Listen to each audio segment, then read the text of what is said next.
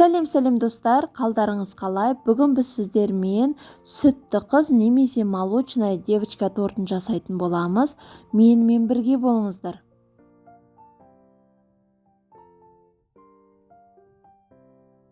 Ең алдымен ыдысымызға жұмыртқаны қосып аламыз.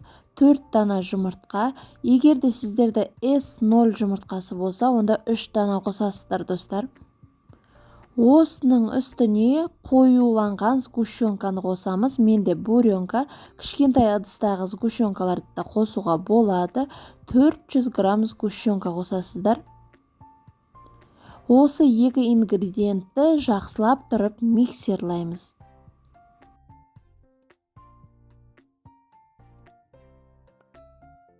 Миксерлап алған соң үстіне 20 грамм қопсытқыш қосамыз.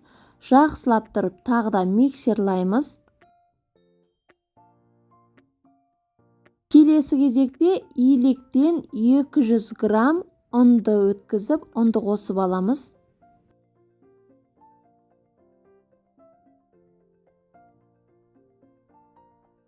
Ұнды қосып алған соң алдымен жақсылап қолмен араластырып алыңыздар, себебі жан жаққа ұндарыңыз шашырайтын болады. Қолмен араластырып болған соң ғана миксерді қосып, жақсылап тұрып 1-2 минут миксерлап аламыз.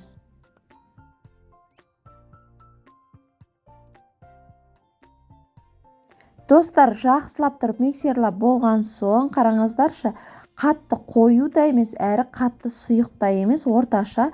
Осыны 10 минутқа әзірге бұқтыра тұрамыз. Келесі кезекте пергамент қағазын, карандаш, тарелка дайындап аласыздар. Тарелканың дөңгелегі 20 диаметрменде, дәл соның размермен пергаментті бірнеше бүктеп қиып аламыз.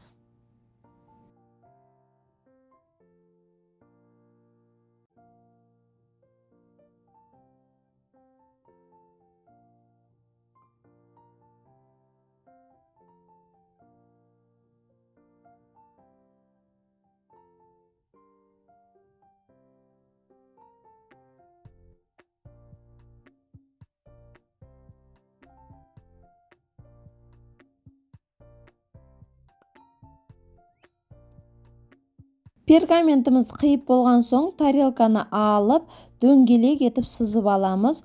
Бұның сызылған жағына жақпаймыз нанымызды, екінші арғы бетіне жағатын боламыз достар. Әзірге барлығын осылайынан сызып дайындап аламыз.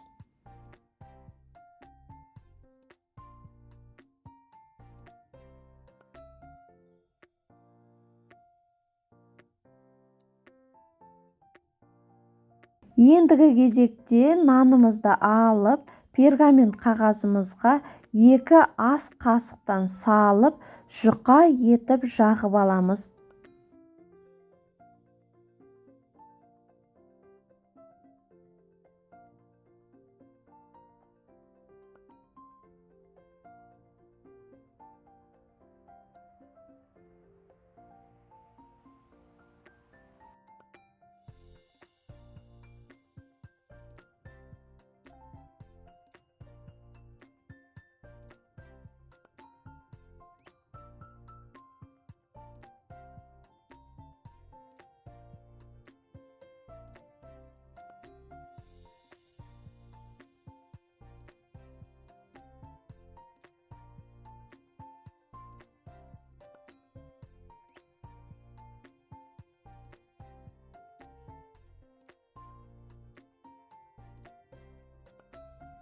Дәл осылайынан қалғанын да жағып шығамыз. Содан соң 180 градуста қызып тұрған пешімізге 5-6 минуттан пісіріп аламыз. Қызарғанша дейін. Мінекей қараңыздар, қандай болып көтеріліп пісіп шығады. Дәл осылайынан қалған нандарымызды пісіріп аламыз. Мінекей толығымен барлығын пісіріп алдым. Шамамен 7-8 дана шығады. Қараңыздар, қандай болып көтеріледі, толығымен піседі. Келесі кезекте осыны жинаймыз. Ол үшін бізге міндетті түрде 33 немесе 35% сливки қажет. Сливкемізді құйып аламыз. Қанша грамм екені төменде көрсетілген достар.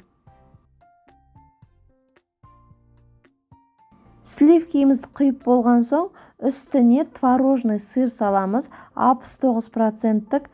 Ең бастысы қою сыр болсын. Сырымызды қосып болған соң екі ингредиентті жақсылап тұрып миксерлаймыз.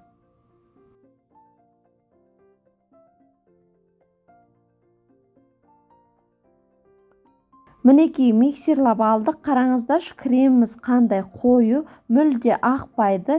Енді осының үстіне міндетті түрде сгущенка қосасыздар.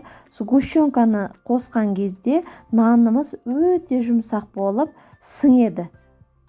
Енді осыны барлығын жақсылап миксерлаймыз.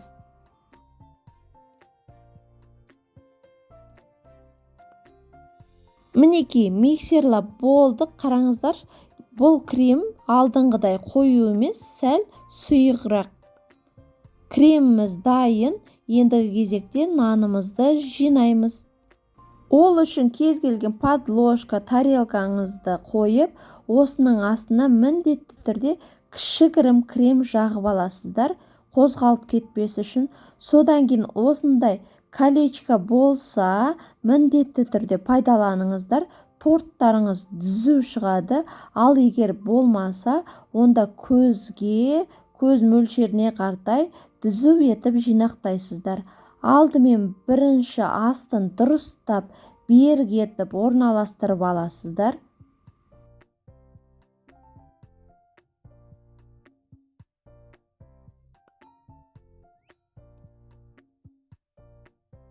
Содан соң достар, 2-3 ас қасық кремімізді салып, үстінен келесі дөңгелегімізді қойып, кезектесіп отырып жинаймыз.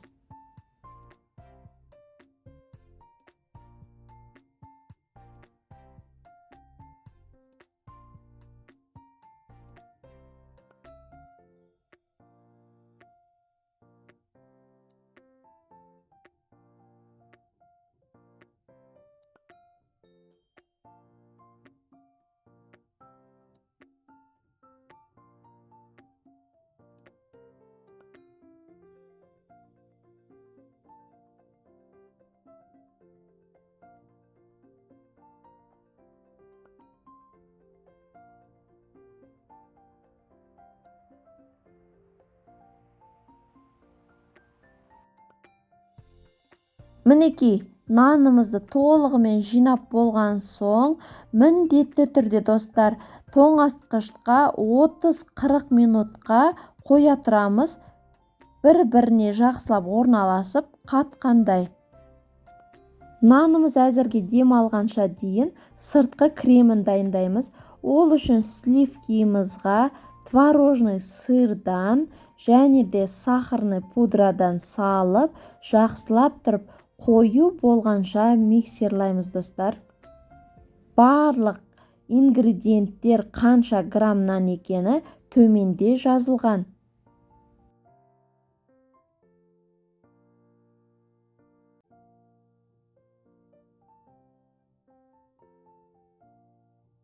Мінекей жақсылап миксерлап алдық. Креміміз дайын. Дәл осы креммен қаптасаңыздар болады. Мен қыз балаға арнайы жасап жатқан соң, үстіне сәл ғана қызыл краскадан қосып, бұл пищевой краска, жақсылап араластырып аламыз. Сонда біздің креміміз өте нежный болып, розовый түстес болып шығады. Тоңазытқышта демалған нанымызды алып, жаңағы дайындап алған сыртқы креммен сыртын қаптаймыз. Үстіне жанына жақсылап тұрып, алдымен жай ғана жағып алыңыздар. Жағып болған соң ғана жақсылап тұрып, тегіс етіп түзейтін боламыз. Кремімізді жан-жағына жақсылап жағып болған соң, осындай ас үйіне арналған шпательдің көмегімен жан-жағын жақсылап тегістейтін боламыз. Бұндай кезде асығыстық танытпаңыздар. Асықпай бір қолмен ұстап тұрып, екінші қолмен айналдырып отырыңыздар. Үстіңгі жағын қасық іспеттес шпательмен түзеп аласыздар. Сәл ғана тегіс емес жерлеріне тағы да крем жағасыздар. Асықпай, содан соң жақсылап айналдырып отырып шпательмен толықтай тегістеп шығамыз.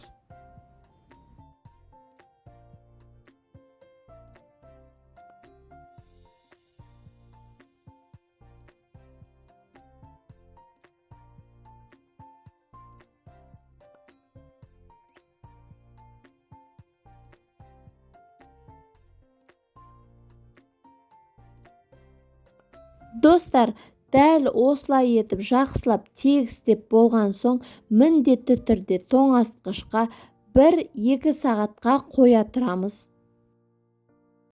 Ал достар, тортымыздың негізгі бөлігін дайындап болдық. Ендігі кезекте міндетті түрде осы тортымызды әдемілейтін боламыз. Ол үшін келесі сабақты өткізіп алмаңыздар. Міндетті түрде парақшама тіркеліп, лайк басуды ұмытпаңыздар. Келесі сабақта дәл осы тортты қалай әдемілеу керектігін, сахарный қағазбен қалай жұмыс істеу керек екендігін толығымен көрсететін боламын. Сіздермен бірге болған тәтті әлем. Келесі сабақта кездескенше.